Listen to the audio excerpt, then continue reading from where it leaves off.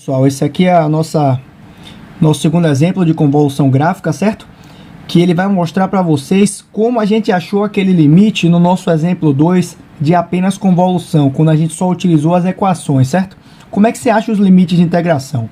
Então vamos lá, ele dá aqui ó, duas funções, h de t e a x de t, quer que você faça a convolução para achar o y de t, certo? Então a gente vai montar aqui os gráficos, ó, rapidinho, tá vendo? Esse aqui é o h de t, não se atenha muito ao desenho não, mas tá vendo que é um exponencial decrescente, certo? Pronto, h de t. A gente vai montar agora o outro x de t aqui, ó, rapidinho. Tá vendo? t menos 1 x de t. Qual é o grande segredo dessa x de t aqui, pessoal?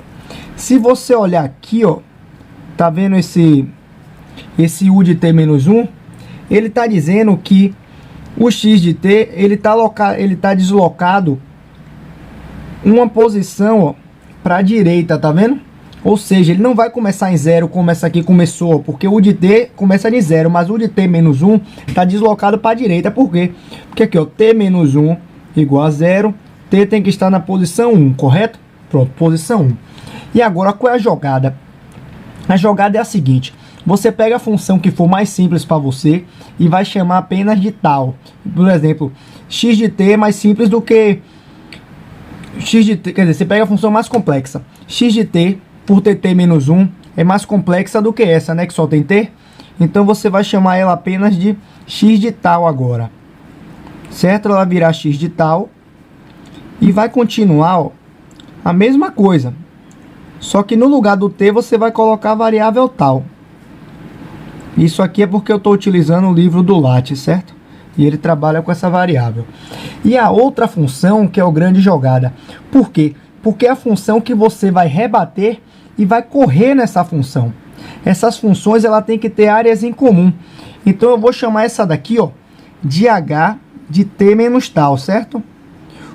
O que é que você tem que fazer quando você chama uma função de t menos tal? Todo lugar de t, você vai substituir por t menos tal e vai simplesmente rebater a função no eixo vertical. Ela não está assim? Ela vai ficar assim, pessoal. Pronto. A jogada é essa. Acabou. Você pega aqui, ó, menos 2, t menos tal, tá vendo? Esse é o segredo. E agora a gente vai convoluir essas funções. E eu vou fazer mais dois desenhos e vocês vão entender. A gente desenha a função fixa, certo? Que está aqui, ó, com o limite dela em 1, que é o nosso, eu vou chamar aqui só de x de tal, certo? E agora a gente tem que trazer a outra função. Só uma coisinha aqui que eu esqueci de dizer: quando você chama a função t menos tal e ela vai correr, você coloca aqui, ó, no lugar da raiz, certo? Que aqui é 0, ó, da função principal, você chama uma variável t. Por quê? Porque essa variável t ela vai correr no eixo do tempo, certo? Ela vai correr, gente, no eixo do tempo. Então, o que é que acontece? Digamos que você pegue o gráfico, ó, e traga ele até aqui, certo? O nosso h de t menos tal. Ele está tendo interseção aqui, gente? Não está, certo? E aqui seria onde estaria o t. Ele está tendo áreas em comum? Não está. Então, está tendo convolução? Ainda não está tendo convolução. Quando é que vai acontecer deles terem áreas em comum? Quando a nossa função h de t menos tal, ó, quando o nosso tzinho ele estiver na frente do 1, certo? Então, fazer aqui o outro gráfico, ó.